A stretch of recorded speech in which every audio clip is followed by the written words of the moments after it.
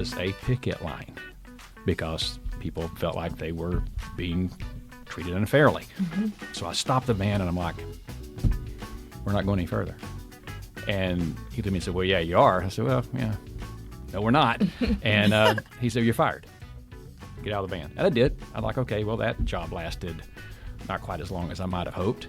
One of the questions he said was, do you know what dirt is?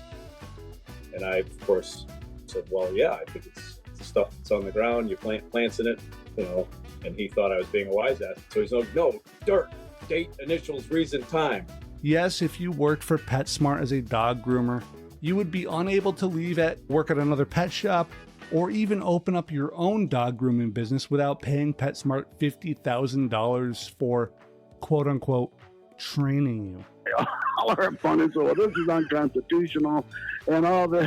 And it's like, look, people want to work and just go home and take care of their families. They don't want to be indoctrinated. You're listening to the Labor Radio Podcast Weekly, produced by the Labor Radio Podcast Network, laborradionetwork.org.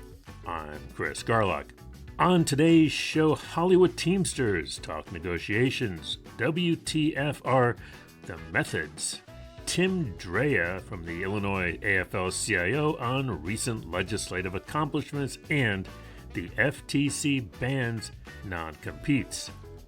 This week's featured shows are Third and Fairfax, news and information about the Writers Guild of America West, Roswell Hub, a weekly podcast dedicated to Teamsters helping Teamsters. America's Workforce Radio, a clear and unfiltered voice for the working people of America, and Tribunus Plebis, a new member of the network, independent commentary focusing on labor issues across the United States and around the world. That's all ahead on this week's edition of the Labor Radio Podcast Weekly. Here's the show.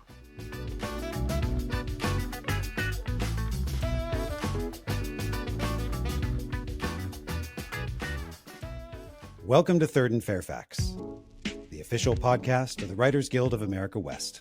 I'm your host, Brian Gary. Behind every production is a skilled team of technicians, artisans, and craftspeople that bring TV and movies to life.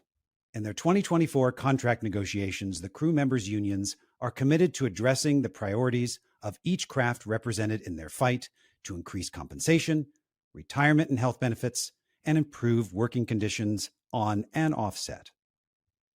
As the Teamsters and Hollywood Basic Crafts, which include other unions like IBEW, LIUNA, and Plasters and Plumbers, as they prepare to resume negotiations with the studios, WGA West member and captain John Terry Gatson is back, this time with Teamster Local 399 members Doug Weaver and Allison Taylor, to talk about the work they do and the importance of this negotiation.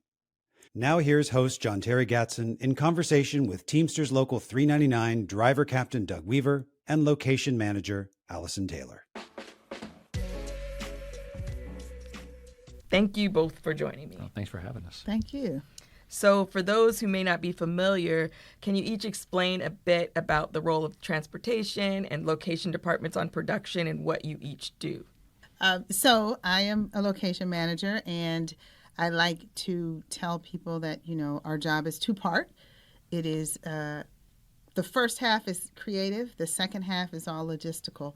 So the first half of our job is to help the director and the production designer create the movie or television series that they are looking for. We look for the locations, we find them, we present options so that they can choose, and that is what we're doing in the whole first half of the job. And then once all the locations have been selected, it becomes event planning, and we think of every location as a separate event.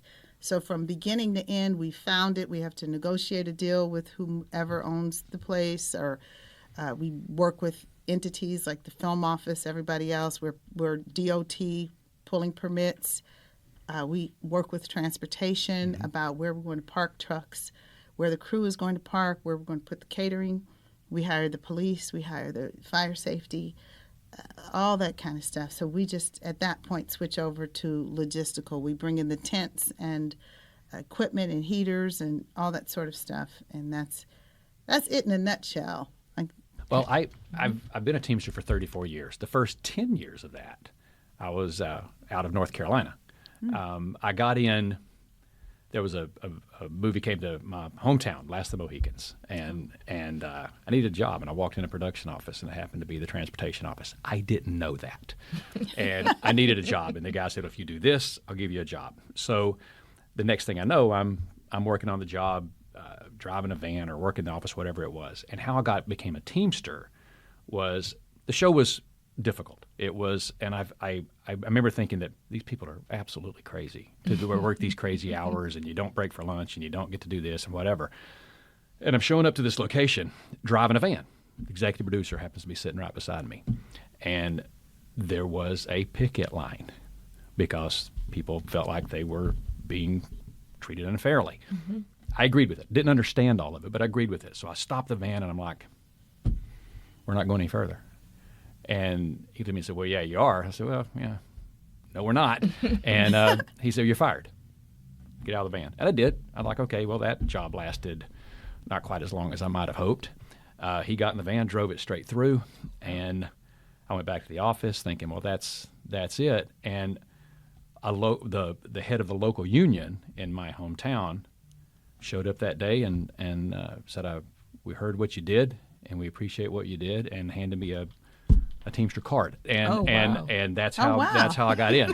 That's how I got in, and I didn't realize at the moment what that meant until I did another movie and another movie and another movie, and I thought, okay, this was a pretty good break I got here, but that's how I got in. I spent my first 10 years as a local out of North Carolina with the hope of getting in one day. Wow. To get into Local 399. That was the goal.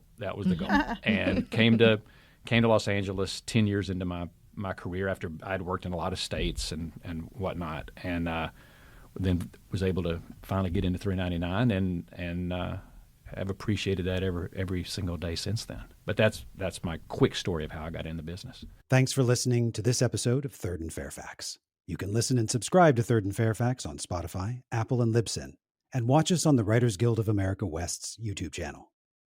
Thanks for listening, and see you next time. Next up, Roswell Hub, a weekly podcast dedicated to Teamsters helping Teamsters. What is going on, everybody? So today I have Greg Kerwood out of Local 25 in Boston, and we're going to be talking, WTF are the methods. So we've never covered the methods before. I guess I feel like it's a company thing, Greg, and I've been doing this a long time, like 26 years now, and literally out of everybody I've talked to, this is the only man I've met who's actually read the methods. Actually go page through page through page of reading the methods. It's kind of a thing. We're going to talk all about this in a minute, but first I'm going to ask Greg. Greg, what impulsed you to even read these methods to begin with? Well, I'm not sure it's a badge of honor, but what happened was when I was a young driver many moons ago, I had a division manager who was after me, and he followed me his first day in my building, and he pulled me in for discipline the next day. Had 4 warning letters laid across the desk, and one of the questions he said was, "Do you know what dirt is?" And I, of course, said, "Well, yeah, I think it's the stuff that's on the ground. You plant plants in it, And he thought I was being a wise ass, but I honestly had no idea what he was talking about. So he's like, "No, dirt, date, initials, reason, time." I said, "Sounds like a service cross, I guess." And then he said, "Well, don't you know the 340 methods? You're supposed to know the 340 methods." And I said, "I have no idea what you're talking about." And so he foresaw this, apparently, because, they keep them a secret. And he had printed out the entire thing, had this huge packet, which he promptly handed to me and said, "These are the rules of your job, and you need to know." And I said, "Okay, fair enough. That's what you want me to know. That's what I'll know." And I walked out of the room, and the steward told me later that after I left, he was sitting there smirking, and the steward turned to him and said, "You realize what you just did?" And he said, What are you talking about?" I said, "Well, he's actually going to go home and read them," which I did do. And I wish everybody did, because they are the rules, and they're not the rules that the company wants you to follow. They're the rules that they want to hold you to whenever it's convenient. And the best thing you can do is follow those rules, because then when the company tries to hold you accountable to those rules, you're already following them. You're basically taking advantage of the company's hypocrisy to protect your job and to work safe. So funny enough, I have a story about the 340 methods. I used to get harassed by management a lot. They used to pull me in the office all the time. And I had a center manager that was getting out of my ass, and he was like, don't you know your 340 methods? And I go, no. And he goes, how long you been here? I was like, I guess at that point it was like 20 years or something. And he goes, you've been here for 20 years, you don't know the 340 methods? We're going to have a problem. And I was like, it's fine. I mean, if you want me to review them, I'll review them, but it's got to be on the clock. And he goes, oh, never mind. And that's one of the major problems with this, is that they tell you bits and pieces of the methods through the ride-alongs you get, through, if you go through Intergrad, or, they tell you bits and pieces of them, but they never really go through all of them. So, Greg, what's a common thing that these members are usually getting written up for that are claiming are in the 340 methods? Well, the most obvious one has to be folding in the driver's mirror. The company somewhere around 2008 or 9 or so decided that they were losing too much money with broken mirrors, and that it would be best to have our members put their arms out there instead. It was never a method. It's never been a method. It's completely unsafe. But management will happily claim lots of things are in the methods, because you don't have a copy and you can't confirm or deny whether they're in there or not. And so they can tell you, lots of things. And of course, we all know they love to write everybody up with the broad sweeping failure to follow methods and procedures, so that nothing is specific. So that has to be absolutely the most common. Yeah, and another thing, the last video we posted, shout out to Reddit, by the way. Someone left a comment on the Reddit page saying that, honking your horn at every stop. It is in the methods, right? But does it follow state law? Does it follow local laws? It got me thinking, so I Google searched, Georgia laws on horns, and it's actually, according to Google, illegal. Anyways, that's all I got, everybody. Love you, and I'll see you next time.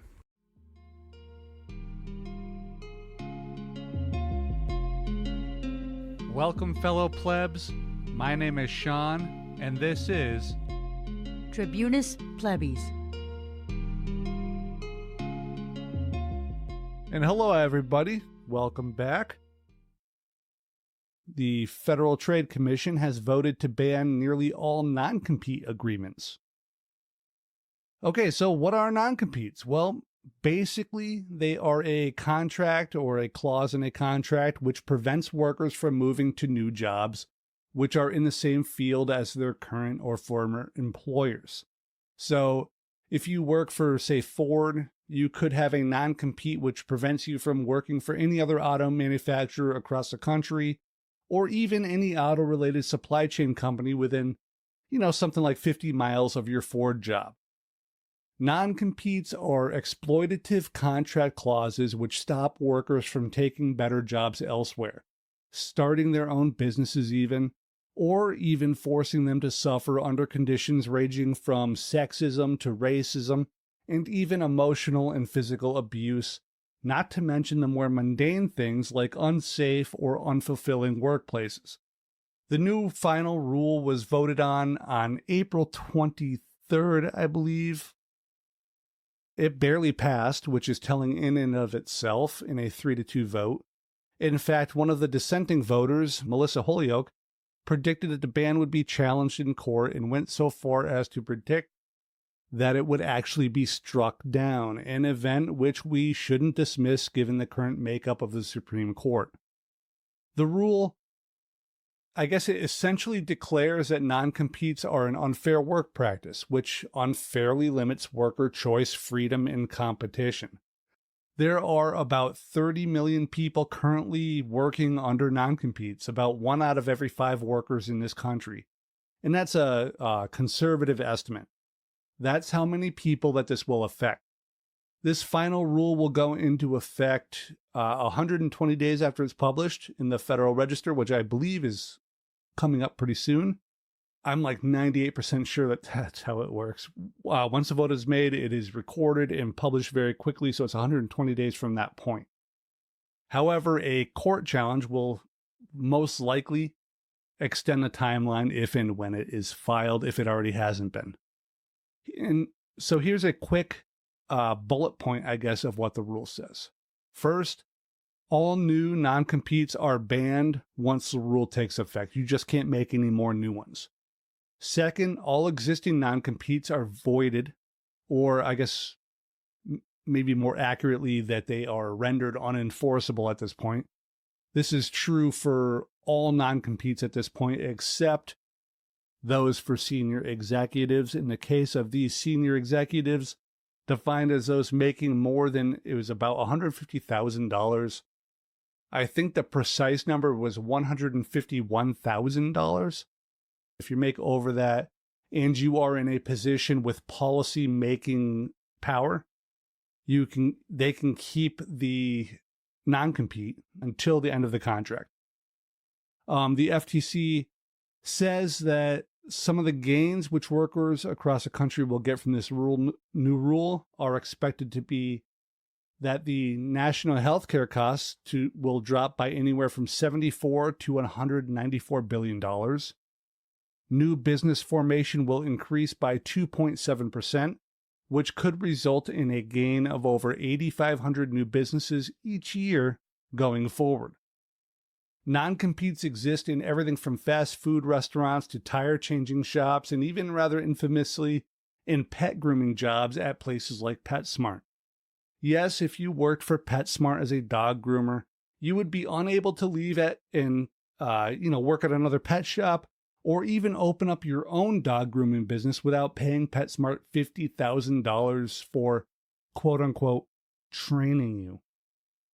Now, these sorts of agreements restrict worker movement, reduce wages, increase ancillary costs like healthcare, and can even force people to work in openly hostile places, and continue to suffer in them with mental, emotional, and even physical and sexual abuses from their employers and their supervisors.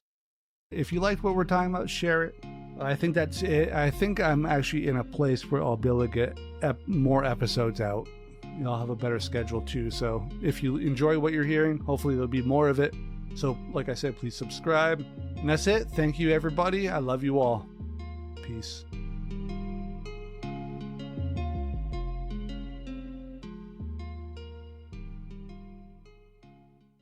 Welcome to the America's Workforce Radio Podcast, the flagship production of the American Workers Radio and Podcast Network, where organized labor and its never-ending fight to protect the rights of the American worker come first. Now, presented by LIUNA, Laborers International Union of North America. Here's your host, Ed Flash Ferens. Let's go to the state of Illinois. And joining us on our live line today is Tim Drea. Now, Tim is president of the Illinois AFL-CIO, ILAFL-CIO.org is their website. And Tim is a Marine vet. He's the son of a coal miner. He's a coal miner, and since December of 2019, he took over as the head guy at the Illinois State Labor Federation, and he's here to join us to talk about what's going on in the state of Illinois. Tim Drea, how are we doing today, my brother? I'm well, thank you. Yeah, it's been a while, and we like to check in with the various state labor feds to see what's going on. Some states, well, as you know, are very, very pro-labor, and then you got a lot of the right-to-work states, and you got states that have changed, like Michigan. I mean, that was a great accomplishment getting rid of right-to-work. Mm-hmm. And I always say this on the show, elections matter. You had a governor that was not very friendly to labor. He's gone, and things have changed quite dramatically. Let's start right there with the Worker Freedom of Speech Act. I just like the way that sounds. Tim, I'm going to let you pick it up from there. Talk to me about the Worker Freedom of Speech Act. thank you, first of all, for having us today and letting us talk about our issues in Illinois. After we passed the Workers' Rights Amendment, the historic Workers' Rights Amendment 2022, that enshrined labor rights into the Illinois state constitution, it just made sense that we started working on that to build it, make it even stronger. And one of the things that we found is these captive audience meetings that employers use to indoctrinate workers on how the employer thinks. And we just thought that was wrong. That, when I worked at the coal mine, people go to work, they want to go home, they want to earn a pay, they want good pay, retirement benefits, good health care for their kids, and they don't want to listen to all the stuff that's going on, in political or religious. So we thought this was just made sense to make sure that if a worker wanted to walk away from that meeting, they could without being retaliated against. It's just common sense. Common sense. And during the debate, I didn't know there were so many constitutional lawyers in Illinois. All our opponents, well, this is unconstitutional and all this. And it's like, look, people want to work and just go home and take care of their families. They don't want to be indoctrinated. And that argument won out in the end. And we passed it out of the Illinois Senate, overwhelming majority. And in the House, it was a bipartisan majority. We picked up 6-7 Republicans out of 40 in the Illinois House. We picked up six Republicans. We were very, very proud of that even they listened. So it just, again, people just want to be left alone and do their job. Tim, can you speak to the penalties in the Worker Freedom of Speech Act? There are 7 states that have some sort of captive audience meeting legislation, a ban on captive audience. In Illinois, we were very, very fortunate to take that a step further, and that there are 2 ways for violations of this act that we can hold employers accountable. One, the workers would go to court, file suit, go to court and do that. But, workers are very nervous about doing that kind of thing. So we also, which we're really, really proud of, we have an interested party can go to the Illinois Department of Labor and file a claim, and then the clock starts ticking, and we go through. There's an investigation, and we can find out that the employer was wrong and the employee was retaliated against. Very, very important, especially in union organizing drives. So we're very, very proud of that, and hopefully other states will be able to pick up where they can have some investigatory process in their laws as well. There you go. Tim Drea joining us on our live line today. He's president of the Illinois State Labor Federation. Hey folks, that's going to do it for this week's edition of the Labor Radio Podcast Weekly. Just a teeny tiny sample of the amazing programs aired over the last week on more than 200 and counting labor radio and podcast shows. They're all part of the Labor Radio Podcast Network, shows that focus on working people's issues and concerns. We've got links to all the network shows, laborradionetwork.org. You can find them, use the hashtag LaborRadioPod on X, Facebook, and Instagram.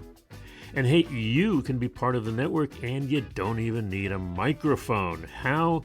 Labor Radio Podcast Network t-shirts are now available.